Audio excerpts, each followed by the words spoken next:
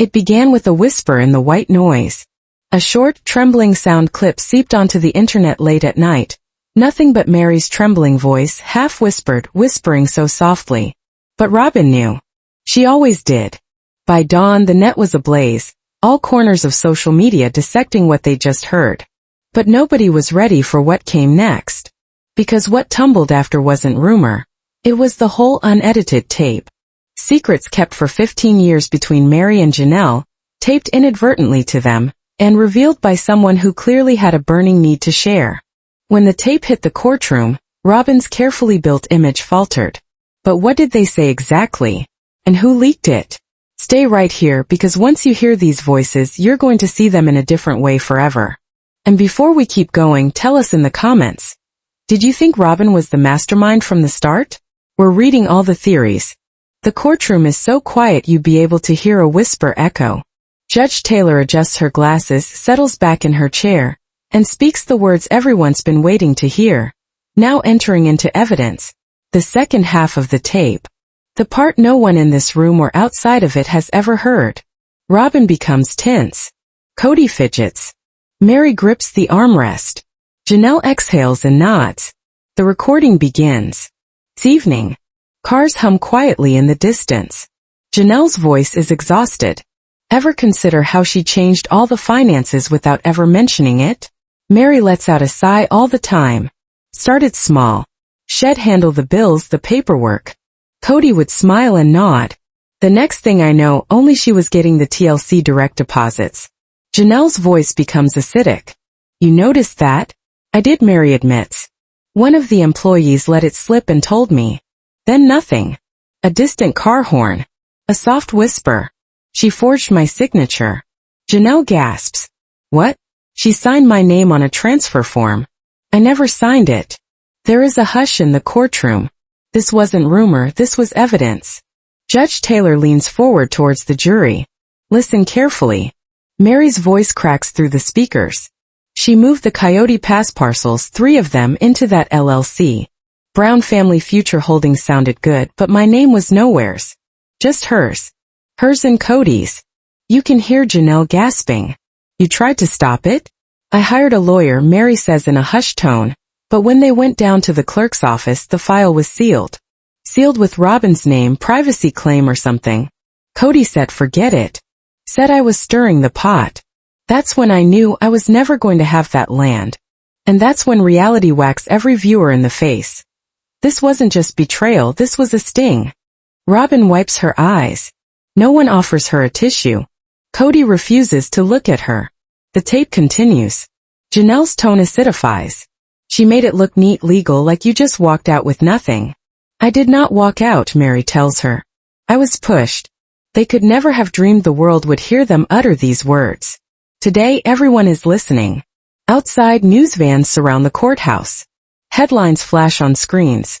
Robin's web of deceit unraveled. Leaked recording exposes Brown family financial scandal. But not in the courtroom, far from it. At minute 64, Janelle speaks quietly. Christine told me something a few months ago. About a burner phone. Mary gasps. What? She told Cody had used it to talk to Robin's cousin in Nevada. Something about back-end money transfers. Christine found a note that had that cousin as CFO of a shell company. Mary leans in. I remember her. Robin always talked about how she was tax-friendly. Janelle chimes in. That company was getting TLC bonuses meant for the whole family. And the fantasy dissolves. Judge Taylor stops the playback and looks straight at Robin. Would you like to respond prior to our leaving? Robin remains motionless. Her lips quiver but no words emerge. Her lawyer shakes his head. Minute 70 is in process. Mary's crying dominates the courtroom. I sacrificed my life to this family. When he married her, I was okay. When he quit calling, I was okay. When he brought her in and moved us out, I was still okay. But this, I did not consent to being erased. This is not courtroom drama anymore. It's years of silence at last bursting open. Janelle's voice trembles. We were all erased, Mary. But you took the worst of it. Mary whispers she used me. My loyalty. My faith. And when I quit serving the brand, she discarded me. The judge cuts off the tape for the third time at minute 76. The atmosphere is tense. And then she spins around and asks the question that turns the whole case on its head. Does the plaintiff's counsel have supplemental evidence related to this segment? Yes, Your Honor, Mary's attorney responds. We obtained a copy of the forged signature page before the file was sealed. He hands it over. The courtroom holds its breath. The document is projected on the screen, 2 signatures. One from Robin. One labeled Mary's. But they don't match. Judge Taylor squints. These are clearly different handwriting styles. Robin's attorney stands. We request time to verify. Sit down, the judge interrupts. We're not done. The room erupts. Gasps everywhere. Robin's mask is slipping and everyone knows it. Minute 80. Janelle whispers, do you think she ever loved us? Mary answers flat out. She loved control, being the real wife, the one who counted. And Cody gave her that power piece by piece. Janelle whispers, so what now? Mary's voice evens out. I'm done being quiet. I want this on record, for my kids, my name, my sanity. And now it is. Judge Taylor halts action at minute 92. This court will recess for 15 minutes, she declares. The jury files out. Cameras fade to black. Robin buries her face in her hands, but no one reaches out to her. Not even Cody. Outside, the world is spinning. The second tape hasn't just shaken the courtroom. It's cracked the very foundation Robin built. Mary and Janelle descend the courthouse stairs side by side. Reporters encircle them, shouting questions. Mary hesitates, stands tall facing the cameras, and says, I wasn't meant to speak. But I have nothing left to lose. She turns away, and a black SUV parks in front of her. Christine emerges from it, carrying a folder, within it screenshots of an old email exchange. A name is prominently displayed. Robin's cousin. And just like that, the tale isn't finished. It's just getting started. The quiet after recess doesn't linger long. Whispers start circulating in the hallway, cameras pop, and security is doubled at the doors. Something huge is about to hit. Everyone can sense it. Then Christine enters. Steady. Calm. A tightly held leather folder in her chest. Inside it, emails, scribbled down notes, printouts, and a small USB flash drive that could blow the whole thing wide open. Mary welcomes her to the witness stand. No words, simply a nod of recognition. Janelle comes over, puts a hand on the shoulder of Christine. And Cody at the defense table is rigid, fixed in front of him. But Robin is distant. Her knuckles pale white on the armrest. She knows what is going to happen. Judge Taylor enters. All rise. The room rises, anticipation in the air. Please be seated. The court calls Christine Brown as a voluntary witness. Christine steps forward to sit on the stand. Calm. Collected. The courtroom is quiet. I never wanted it to come to this, she begins. But after what happened to Mary and Janelle, staying quiet wasn't an option. She pulls open the folder and extracts a printed email. This, she explains, is a 2019 correspondence between Robin's cousin, Sarah S., and someone in the accounting department of TLC.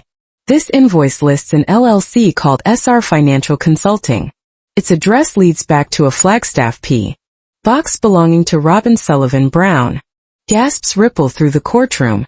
For the first time, Christine is not spinning a yarn. She's providing receipts. I also have screenshots, she continues, holding up her phone. These payments, they did not go to our family account, the one Cody promised would stay joint. They were deposited into this consulting company. That account was never shared with any of us. Judge Taylor advances. Do you have proof of direct benefit to Mrs. Brown? Christine nods once. I do.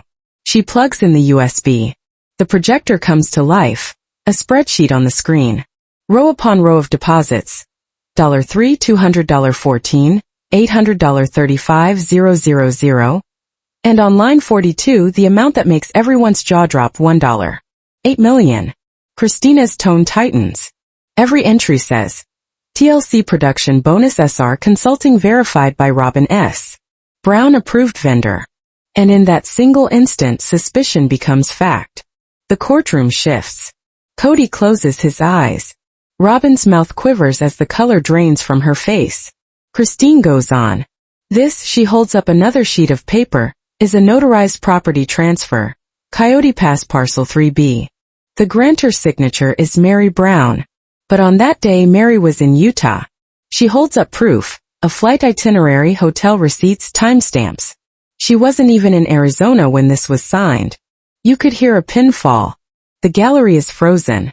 Mary lowers her head and breathes out, maybe grief, maybe relief. Christina's voice is steady. This was not an accident. It was a plan, deliberate, strategic. A plan to redistribute wealth, to leave wives economically isolated, and to redefine who was important in this family. Judge Taylor clears her throat. Defense, would you like to cross-examine? Robin's attorney hesitates. No questions, Your Honor. Christine stands up. But she doesn't quite reach her seat before she halts beside Cody. Doesn't glance at him, simply talks low. You let her spoil everything.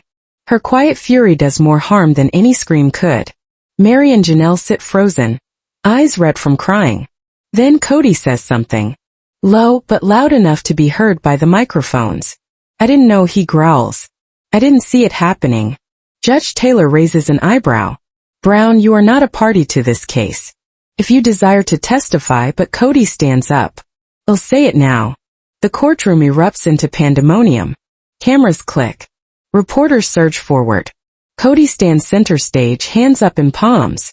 I let her handle the money because I believed she was taking care of us. I believed combining accounts would be easy. I never saw the signatures. I never looked. I just trusted. Robin is frantic. Cody, stop, but he doesn't. His voice cracks. I called Mary dramatic. I told Janelle she was overreacting. I pushed Christine out because I was afraid of losing control. He looks at them each in turn. I'm sorry. I'm sorry to all of you. Then he turns to Robin. But if you falsify those documents, if you use Sarah's company to launder that money, then I can no longer justify it. And then suddenly it all shatters. Robin disintegrates. Tears stream down her face as she points at him. You told me to do it. She shouts. You told me we needed a cleaner format. You told me if they walked out, they didn't deserve the same proportion. Order. The judge thunders, banging her gavel. Robin wails louder. I didn't mean it to go this far. I was trying to protect the family. Behind her, Christina's voice cuts through the commotion. Which family, Robin? The one you stole from, or the one you created for yourself? The room freezes. This isn't a trial anymore, it's a judgment. Robin slumps in her seat. Cody slumps beside her, hollow. Mary doesn't cry anymore. She's breathing peaceful, clean, free. Janelle hunches over her. You okay? She whispers. Mary nods. Think I am. Judge Taylor's voice breaks the silence. Court will recess at 2 p.m. For rebuttal witnesses. They all rise, but no one says anything. The jury has heard it. The audio. The spreadsheets. The fall. And they know this story ain't wrapping up today. Outside, a messenger drops off an envelope to Janelle's attorney. Inside, one bank statement from a Nevada branch. Account holder, SR Financial Holdings. Senior R. Brown. A wire transfer with the notation $250,000. Christine exit settlement. Confidential. Janelle's face goes icy. She snatches up her phone, dials quickly. Christine, she tells her, it's worse than we expected. Back in court, it's filled again. The small talk is done. The chill is not the same now, more substantive, colder. Because everyone's aware of what happens next. Robin Brown, the woman at the center of this, has volunteered to testify. Of her own accord. Under oath. And when Judge Taylor makes the public announcement, even the bailiff can't hide his surprise. The cameras are rolling. The world is watching. And the truth is going to have its say. The courtroom still reels from the chaos of this morning. Cameras reset. Reporters whisper. Then silence. Both sides are aware of what is next. Robin Brown is going to testify. She rises slowly. Her heels click on the polished floor like a metronome of terror. Her eyes are red-rimmed. Her hands tremble slightly as she places one hand on the Bible. I swear to tell the truth, the whole truth, and nothing but the truth. The judge nods. You may be seated. Robin toys with the microphone. Her voice is barely audible. I didn't intend this. I didn't mean to hurt anyone. Speak up, Mrs. Brown, her attorney encourages gently. I didn't want it to be like this. And so, in a matter of seconds, The thread she has spun begins to unravel, a trembling word at a time. She glances over at Cody, hoping for reassurance, but he will not meet her eyes. His jaw is set, eyes fixed on the table. Robin continues, cracking her voice. I was told that we had to do something more firmly built. I never signed anything that wasn't real, I swear. But yet, I signed things without reading them. I left too much in my cousin Sarah's hands. I trusted her. I trusted Cody. And yes, I took deposits, but only on his insistence. A tear rolls down her face. I never meant to erase anyone. From across her own table, Mary sees up at her, her jaw set. Her voice slices the quiet. Then why, she's asking, did you tell Cody that I was poison for the brand? Robin is stuck. I never said that. Mary's attorney stands and clutches a printed text message transcript. A message sent from your number to Cody Brown, January 2021. Quote, Mary's negativity drags everything down. TLC won't want her in season 18 if she keeps fighting back. The room gasps. The judge glances at the page and nods. Entered into evidence. Robin's voice cracks. I didn't know Head used that to push her out. I never meant, but this is no longer about money. It's not even about contracts. It's about betrayal. At the heart of a family who had vowed to be there for each other. Suddenly Janelle stands up. Robin, she asks, her voice quivering, did you or did you not receive a $25,000 check with the notation season 18 promotional lead bonus as soon as Mary was cut from the episode? Robin's eyes flicker. I didn't read the memo lines. Is that a yes or no? Janelle's voice rises, anger bubbling up through the years of silence. Robin breathes. Yes. The one word drops like a thunderclap. Christine covers her eyes and shakes her head. Mary's tears stream silently down her face, but she does not look away. And then, the tape evidence is played again. Minute 70. Mary's voice echoes in the courtroom, raw and quivering. I gave my life to this family. When he wedded her, I said okay. When he wouldn't call, I said okay. When he brought her home and left us where we were, I still said okay. But this, I did not agree to be erased. This is not courtroom drama. It's years of silence exploding wide open. Janelle's voice follows, trembling. We were all erased, Mary. But you took the worst of it. Mary answers, her tone hard now. She used me, my loyalty, my trust, and when I stopped serving the brand, she threw me away. The judge stops the tape. The room is charged with tension. Then she asks plaintiff's attorney, do you have additional evidence pertaining to this tape? Yes, Your Honor, Mary's lawyer states, handing over a folder. A copy of the forged signature page misses. Brown mentioned, purchased prior to the file being sealed. The bailiff hands it up to the bench. The document shows on the courtroom screen. 2 signatures, one marked Mary Brown, the other Robin Brown. They're different. Judge Taylor puts on reading glasses. These are notably different handwriting patterns. Robin's lawyer takes a step forward. We request time to verify the origin. Sit down, the judge snaps. We're not done. The courtroom is in disarray. Gasp. Whispers. Frenzied reporters. Robin's mask is slipping quickly, and she knows it. The tape continues. Minute 80. Janelle's voice. Do you think she ever loved us? Mary answers straight away, no. She loved control. The title. The impression of being the wife. And Cody gave it to her piece by piece. So what now? Janelle whispers. Mary's reaction is haunting. I'm done being quiet. I want this on record for my kids, my name, my sanity. And now it is. Judge Taylor ends the recording. Court will recess for 15 minutes. Well, proceed with the next witness. Robin leans forward, face buried in hands, quietly sobbing. Cody doesn't move. He doesn't comfort her. Not this time. Outside, the chaos continues. Cameras flash. News crawls on all networks. Robin Brown unmasked. Forged signatures and family betrayal. Mary and Janelle come out of the courthouse side by side. Reporters shout questions, but Mary stops at the top of the steps, looks directly into the cameras, and speaks in a quiet voice. I wasn't permitted to speak. But I have nothing to lose now. She turns. Walks away. And from the black SUV parked at the curb, emerges Christine, calm, focused. Held in her hand. A folder full of screenshots and one damning email thread. The title line reads, Burner phone/distribution, $1. 8 million. She walks directly to Mary, her gaze fixed. I told you I'd find it, she whispers. The hallway is filled with chaos. Security personnel running, attorneys dashing. All eyes head in the direction of the new face on the witness list, Christine Brown. And when she goes back into that courtroom serene and unruffled, holding that binder made of leather, everyone knows. The truth can no longer be concealed. The proof, the trail of money, the burn phones, it will all be revealed. And for the first time in a decade and a half, the Browns' narrative isn't being narrated for them, it's being narrated against them. Tune in, because the next witness doesn't merely have receipts, she has evidence that could redefine everything you believed about this family. Christine takes the stand, resolute but seething with quiet fervor. She deposits a folder on the witness stand, opens it up and starts in. Erase what I found, she states. Itemized deposits. Amounts ranging from $3,200 to $35,000. All of them with the same notations. TLC production bonus pay, SR consulting notes, family show revenue allocation.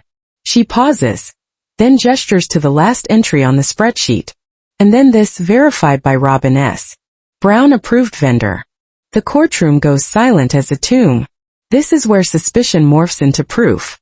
Christine inhales slowly, speaking in a whisper. I didn't know how far it went until I discovered this. She unfolds another sheet of paper. This, she goes on, is a notarized deed of real property, Coyote Pass Parcel 3B. The grantor line has Mary Brown's name signed on it.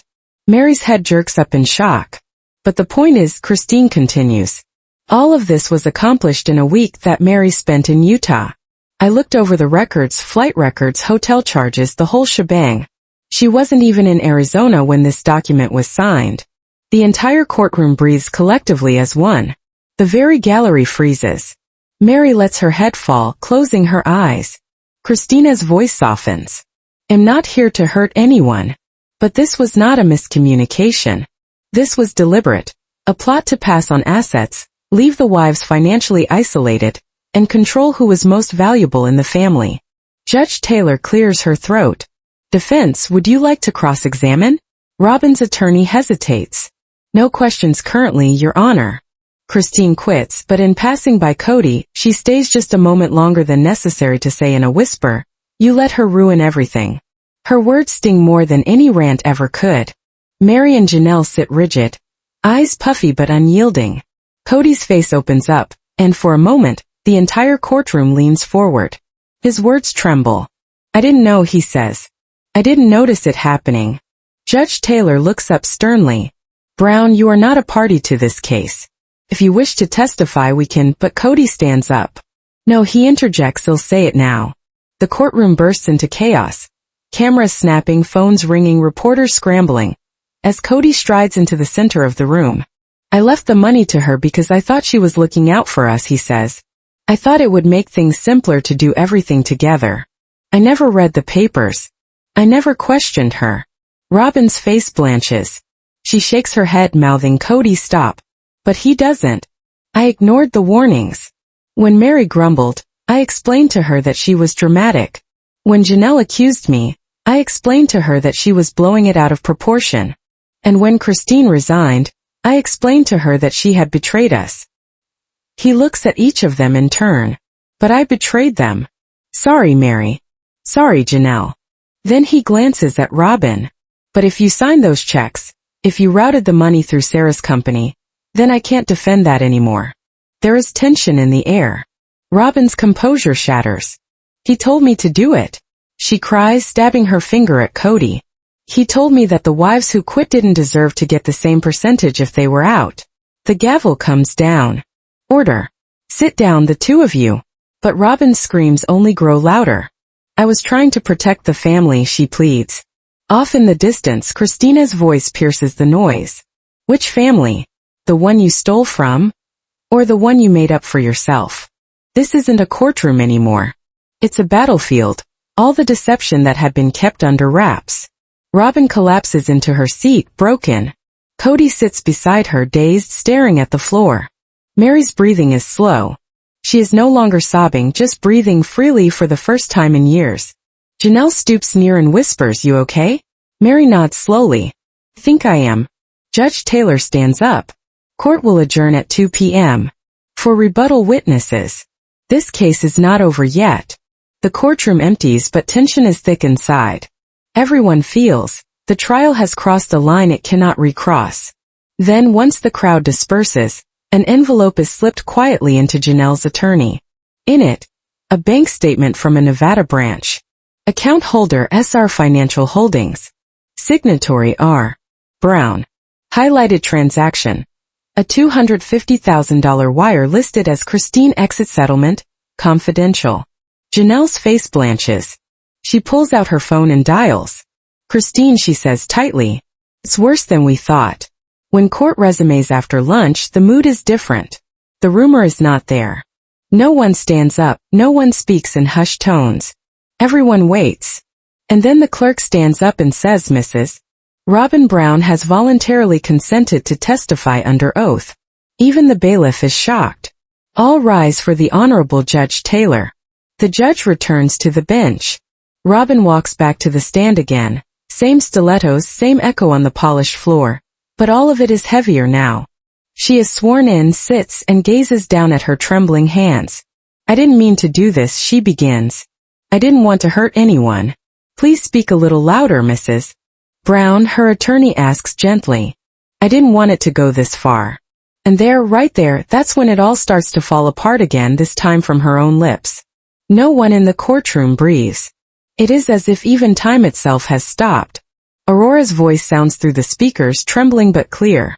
"I was taught to believe Mom was the victim, that she just wanted peace in the family. But that's not what I saw." The gallery trembles. They're so far forward, they're almost hanging off the benches. "There was this day," Aurora goes on. "It was a couple of months after Garrison stopped talking to us. I went downstairs and Mom didn't even see me. She was on the phone.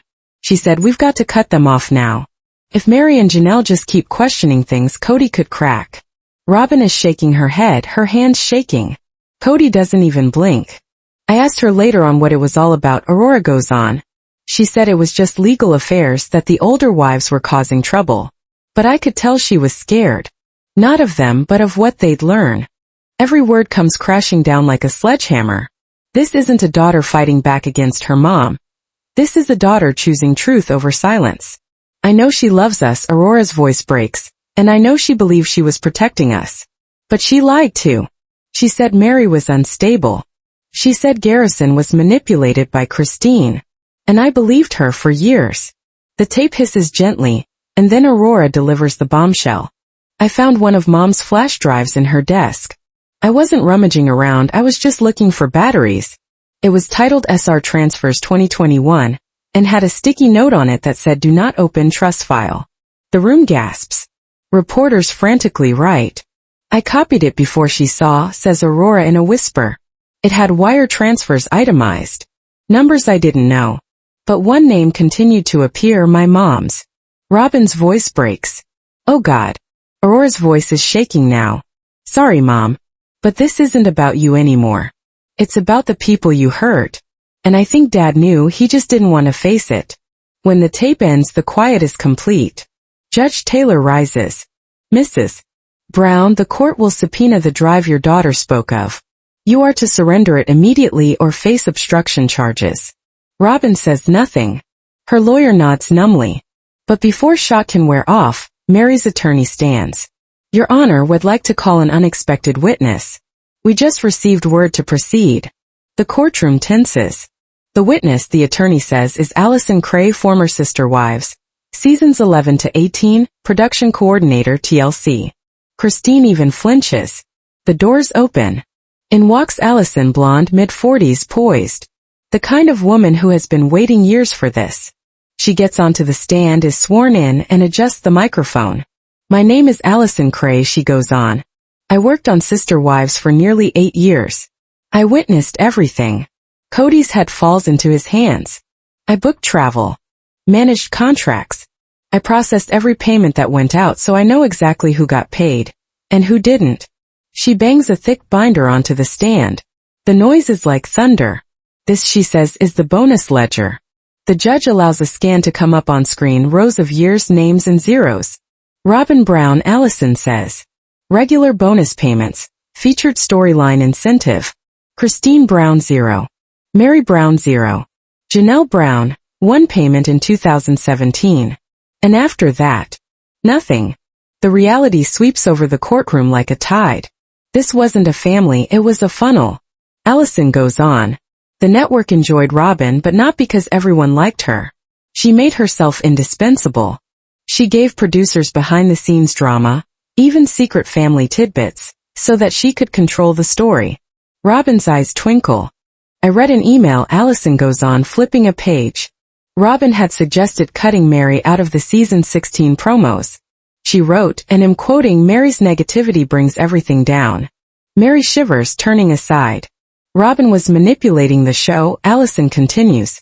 And when producers wouldn't do what she wanted to do, Shed threatened to pull Cody out of production, said he'd leave and take the brand with him. The room buzzes. The betrayal is no longer a suspicion, it's recorded. Judge Taylor leans forward. Did anyone at TLC attempt to stop this? Allison shakes her head. Not really. She brought in ratings. Cody stood up for her every time. And was there any attempt to pay the wives equally? On paper, yes, Allison says bluntly. But in reality, Robin negotiated separately, using her cousin. Using that Nevada shell corporation. Christine mutters under her breath, unreal. Then Allison takes from her purse a flash drive. This is loaded with internal emails, unreleased footage notes, and payout records, including a file with the name ELS-21 master plan. The courtroom erupts. It's dated a year before Christine left. Allison continues. The words master plan travel like wildfire through the crowd. Robin gasps, that's a lie. Judge Taylor bangs down the gavel. You will not speak unless spoken to, Mrs. Brown. Mary turns slowly to Robin. Her voice is soft, but it pierces the room. For years she reminds him, I begged you to please just be honest. Not to keep trying to erase us again. I asked why Cody was being treated differently. Why our family was falling apart. And you looked at me and said, we're just evolving. She stands resolute and fierce. Well, Robin, this is evolution. The truth finally catching up to you. The courtroom is a different story. Robin is not the devoted wife anymore. She's the one responsible for the devastation.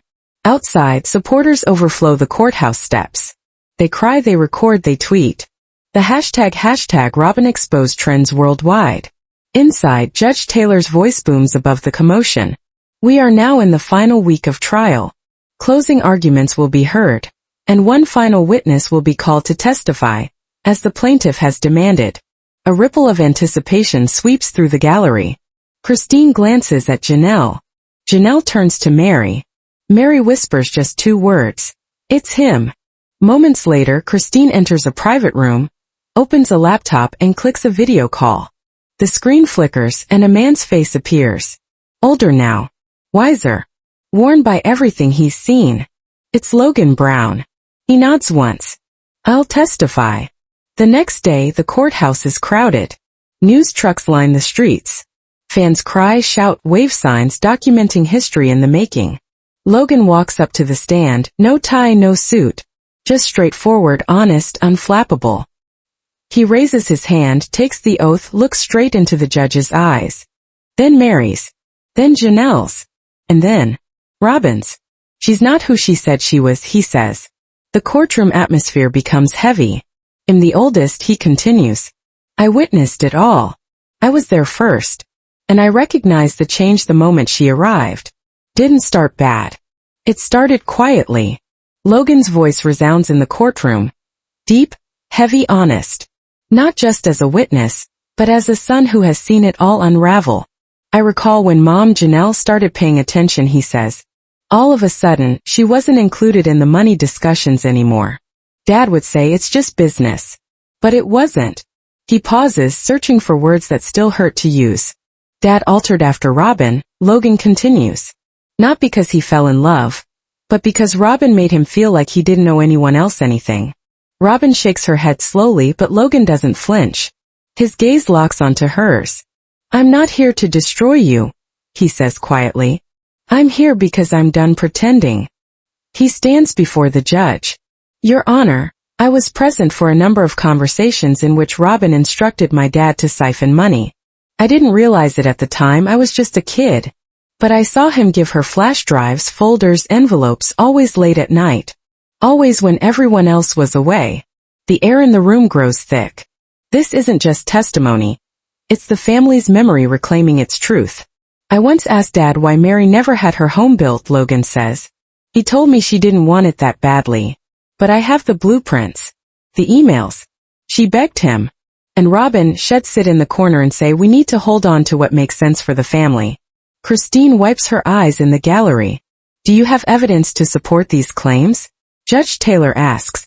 Logan nods, pulling out a brown envelope. Inside, Polaroid photos, handwritten notes, drive backups, account numbers.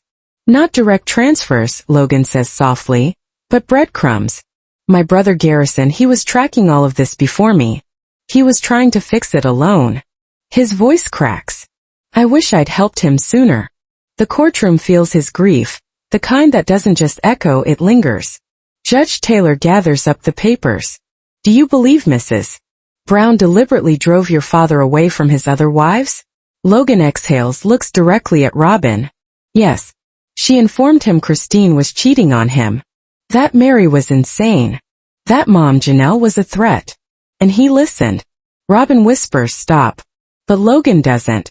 I was there, he says. The night she said to my dad, you need to build your legacy, not theirs. The words build your legacy fall like a sentence of death. Cold, deliberate, unforgettable. Judge Taylor nods gratitude to him and excuses the witness. The courtroom erupts into applause before being silenced by the gavel. Court is in recess for the day. But as the crowd begins to disperse, something peculiar happens. Robin's attorney approaches the bench. Your Honor, he whispers, my client demands a private meeting in chambers. The judge raises an eyebrow. For what purpose? Proposal. 10 minutes ago, in private, Robin has been brought in to stand before Judge Taylor and her attorney. Her hands tremble but her voice is steady. I'll plead, she says. I'll plead to accepting documents, to gaining control of the LLC. But I want immunity. Judge Taylor inclines forward. Immunity for what? Perjury? Obstruction? Fraud? Robin's eyes are aglow. If I tell the truth, it all falls apart. The family. The show. The books. You wouldn't believe how deep this goes. Her attorney slides a flash drive across the table. This, Robin states, is it all. All the files. All the transactions. All the secret accounts. I never deleted them. I just buried them. It's not a noble thing to do. It's desperation. One final attempt to prevent devastation. I want my children protected, she says. And I don't want to go to prison. Judge Taylor sits for a long time. Finally, you have no authority to negotiate immunity in this court. But, if you cooperate, it may affect recommendations by the Attorney General's office. Robin uncoils. Then he'll testify. She takes up the flash drive again. And I want this played. Down the corridor, meanwhile, Cody alone ambles. Cameras follow him behind. He's stubbled, uncertain, upset. A man unraveling before our very eyes. He bangs on the elevator button over and over. When the doors open, he doesn't go in. He just glares, then stares at his hands. What did I do? He says. What did I let happen? It's the bottom of his life, his loss, his power, his illusions. He sits on a bench, pulls out a crumpled piece of paper from his pocket, a handwritten letter from Truly, his youngest daughter with Christine. He reads it softly. You're still my dad. Even if you forgot how to be one. He folds it, holds it against his chest. And for the first time in the whole trial, Cody Brown cries. Quiet. Real. Human. Inside, Judge Taylor stands up from the bench. This court will meet again tomorrow at 10 a.m. She says. For special testimony from Mrs. Robin Brown, who has presented new evidence. Robin looks around the courtroom directly at Mary. You will have the right to cross-examine, the judge goes on. Mary nods, her jaw set. Christine bends over and whispers, this is it. Janelle squeezes tighter. Then stand taller than ever. Because tomorrow the final vault of secrets explodes. Morning in Flagstaff. The air is sharp, nipping. The courthouse stairs are filled with people who carry signs. Some read justice for Mary. Others scream Robin lied. Inside, the air is charged. All the seats are taken. National correspondents sit in the front row. Outside, a live shot team from New York comes in. This is no longer family drama. This is a wake-up call for the nation. Robin Brown is on the verge of taking the stand. Judge Taylor comes into view. Her voice cuts through the noise. This is day 14 of proceedings in Brown v. Brown. Mrs. Robin Sullivan Brown has voluntarily agreed to testify, no plea agreement having been entered into. Cody doesn't raise his head. Not even once. Robin comes forward. Hair back. No makeup. A simple navy dress. Holding a folder in her hands. She is sworn in. I want to start by saying, I love them. All of them, she says. I didn't come into this family to break it down. Her hand trembles as she opens the folder. But I did things that can't be fixed. And am willing to tell the truth. The room is still. I created the LLC that owns Coyote Pass, she says. I did it with Cody's permission, but I made myself the only beneficiary. Without them knowing. Janelle leans over to Mary and mouths she admitted it. Robin continues, shaking. I laundered TLC payments through Sarah's consulting firm. I was told it would help with taxes. But even after I saw the other wives getting less, I didn't cease. She looks down at her statement, the one she wrote out last night. I had a flash drive, she says, with backup contracts and a ledger. It tracked every dollar, how much each wife received, how much I funneled around, how much I spent. Judge Taylor inquires, how much money are we talking here, Mrs. Brown? Robin's tone grows flat. 2.44 million. The courtroom gasps. Reporters freeze mid-sentence. Part of it went on property. Part on lawyers' fees. Part on holidays, fashion, private tuition. She swallows hard. I never asked whether it was all right. Mary is looking at her. Christine does not stir. Janelle's eyes shine. I told my cousin to form a few LLCs in Nevada, Utah, and Wyoming. Robin continues. I even gave her power of attorney. I said it was for protection. But I knew it was for control. Judge Taylor hunches forward. Did the other wives know about any of this? Robin shakes her head. One word. And the years of suspicion are finally fact. Christine steps forward. Your Honor, may I have a word with the witness? Judge Taylor hesitates, then nods. Christine approaches Robin, no fury. Only shattering brokenness turned to icy calculation.